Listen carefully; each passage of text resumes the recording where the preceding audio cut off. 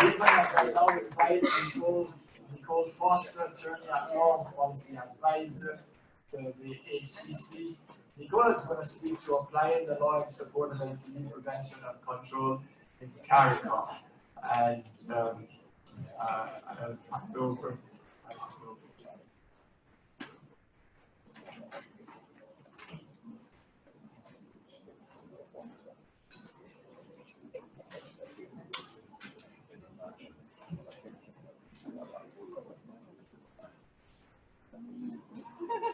Okay, so thanks to Healthy Caribbean Coalition for allowing me to present. So this is just quickly the context that we're dealing with, just to remind you why I'm going on to speak about law. So we're talking about the poor record we have in terms of our prevalence of NCD mortality or failure to be able to bring that down. And that, as Professor Samuels spoke to, the Port of Spain evaluation has also highlighted that the particular areas, in particular the areas to do with diet, where we have seen very little progress, if any, at all. So that's the context we're coming from. When we talk about law and what might be its role in terms of NCD promotion, prevention and control, these are the options we have. We have fiscal measures, we can have marketing and advertising regulations, we can have labeling and packaging regulations, we can have zoning regulations, human rights issues arise, international standards more generally. And the idea is that all of these tools work together to make the healthy choice, the easy choice, the convenient choice, and the affordable choice. Okay? Now these, in terms of how we would put those forms of law into action, the principal ways would of course be legislation. So we pass laws. We've been speaking to the need for us to have real legislative change, that just promotion and alone isn't enough, and litigation coming out of that, to the extent that we don't have to the extent we don't have implementation of the law, then we can have enforcement of the law to fines and other things. All right, just a general comment here that CARICOM countries generally, and they're not unique in this regard, globally, we've seen that governments tend towards the softer measures. The measures of health promotion, social marketing, those sorts of measures, as opposed to legal measures. And this is just my sort of take on it as a CARICOM national, that I think a little bit in our CARICOM specific context, this our sort of tendency to sort of move more on the softer approaches, maybe influenced by financial and personnel constraints, which we've spoken about, a very heavy legislative agenda, which also links back into the first point of financial and personnel constraints. And then to me, I think something unique in our context of small economies is the special role that the private sector plays. And we've been speaking about, and Sir Trevor mentioned, and a few others have, about, we need to work out as a region what exactly is the role of the private sector. Because sometimes we might think, well, we've been at meetings and we hear governments or CARICOM reps saying, but they're our partners. We can't come to them in an adversarial manner, because these are the people who we work with every day and who we rely on to drive development within the region. And so I think all of those considerations are relevant factors. Having said that, however, as I said, I come back to the point that, well, I'm biased, of course, I'm a lawyer, but I think anybody would agree that the law is certainly in some instances, law is the best choice because it offers us benefits, particularly, for example, in areas where the Port of Spain evaluation has identified we've been unable to make movement. It offers a number of benefits which soft approaches do not.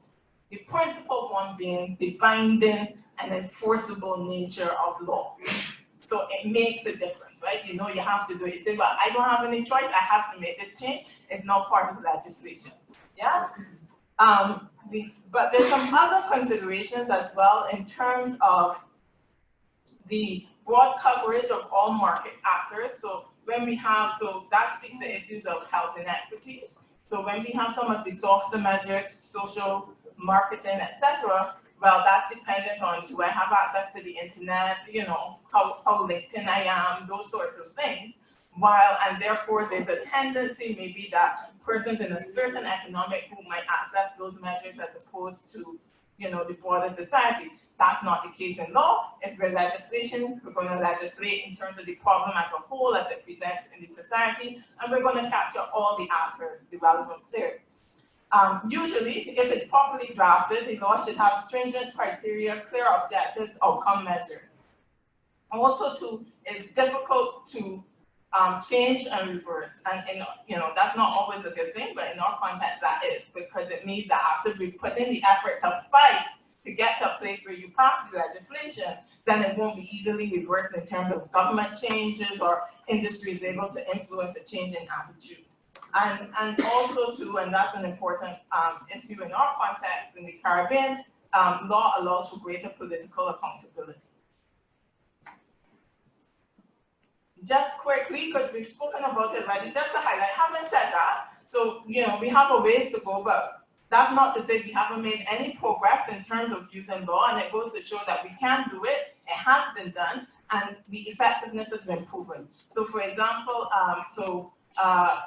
Dr. Hennis was speaking earlier about Guyana as basically a star right now in terms of tobacco control. But I also want to highlight Suriname, and at the meeting that we had in March in Trinidad, the Minister of Suriname indicated that since they have implemented the tobacco control legislation, they've seen a 50%, approximately 50% decrease in the incidence of smoking. So it works, law works. And then we're in Jamaica, so I can't help but highlight Jamaica, right? And I also wanted to, so besides actually legislation, the policy that we want to follow, we also have to be, because we've been talking about financing, right? And I think this is a really useful, valuable example that Jamaica has in terms of how they've structured their national health fund. And so in the legislation itself, so it's nobody's choice, there's no discretion, it's right there in the legislation. It provides for a certain amount of the funds that are generated, for example, from alcohol and tobacco taxes to go towards the National Health Fund, which we know then is going to work more broadly in terms of health prevention and promotion. In terms of the legislative approaches, when it comes to issues such as obesity and diet more broadly, we know, of course, of Barbados and Dominica. And I just wanted to highlight that we are trying to, Dr. Hospitalis spoke about the 6-point plan, but we're also trying in the context of CARICOM to develop a regional standard for front of pack labeling, which is an important element going into the prevention of childhood obesity, for example. However, I add the caveat that we're still going to have the implementation issue that the Trevor talked about, because the fact that it's agreed at cross-school level doesn't mean it's translated at the national level. So we still have to pay attention there.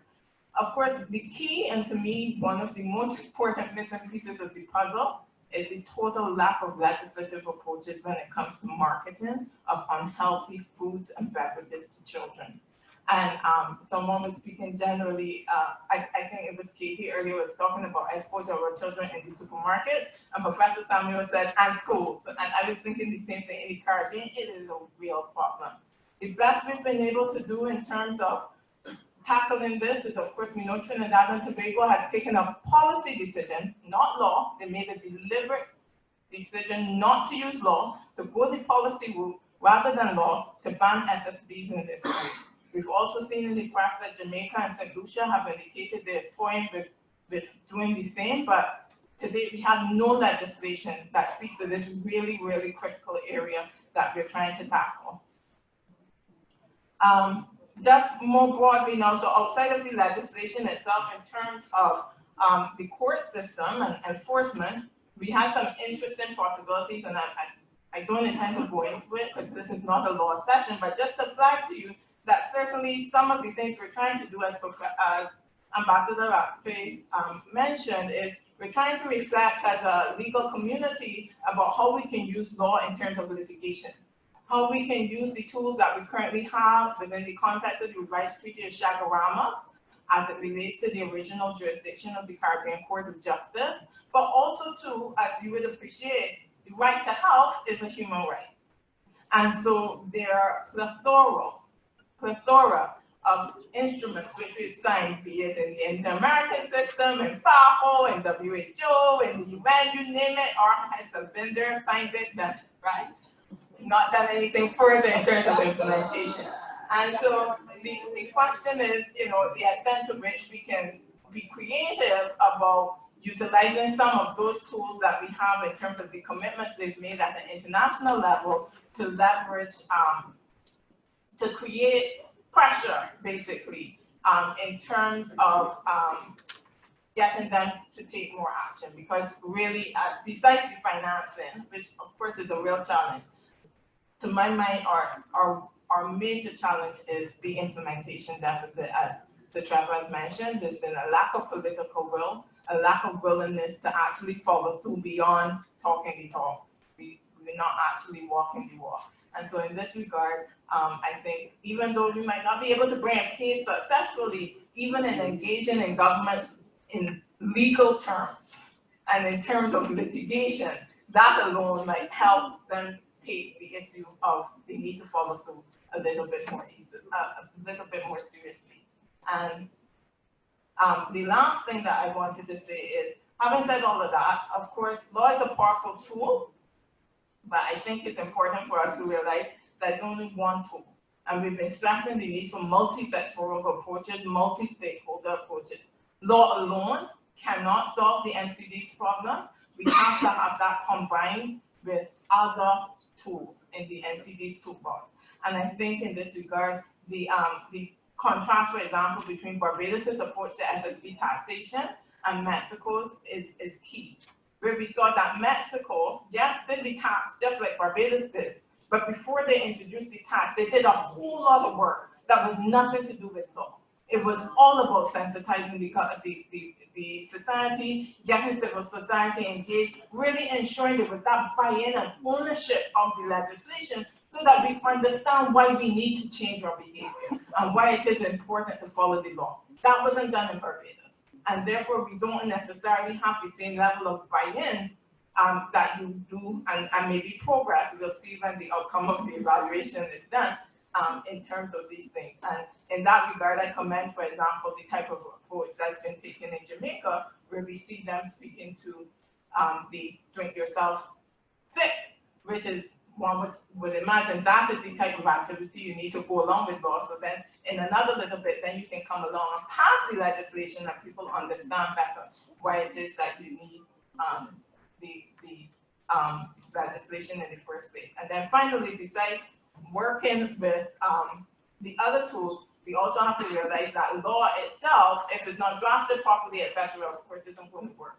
And so we need to ensure, as lawyers and draftspeople involved in the process, that we have inclusive, comprehensive, consultative processes that allow us to come up with the best draft at the end